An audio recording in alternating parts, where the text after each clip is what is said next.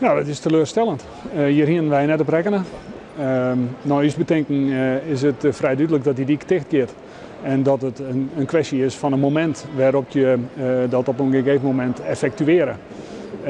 Wij denken dat het moment nou is, nou de invalswaai, de westelijke invalswaai klaar is, de Drachtsterdiek is klaar, het functioneert al jaar.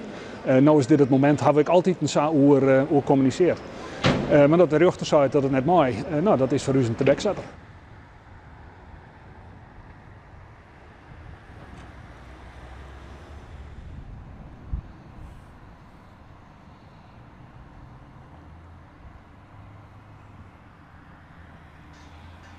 Ik vind het een fantastische uitspraak en vooral omdat ik de gestand die wordt aan de rechtvaardigers op dit moment in dit gebied.